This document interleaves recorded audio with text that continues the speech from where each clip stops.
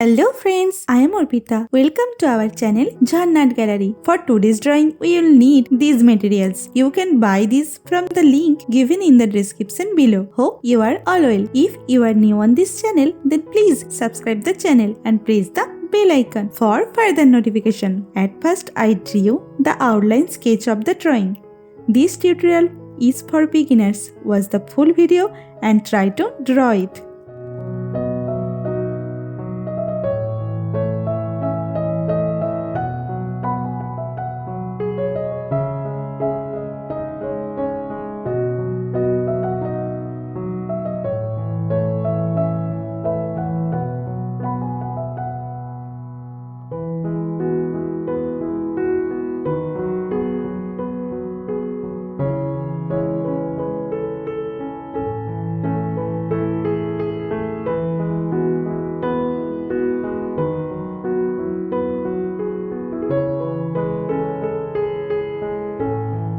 If you are enjoying this video, then please like the video and share it with your friends. Your support helps me create more drawings like this. Whenever you want to draw something, search Jharna Gallery in YouTube and get so many beautiful scenery and subject drawings with easy drawing steps.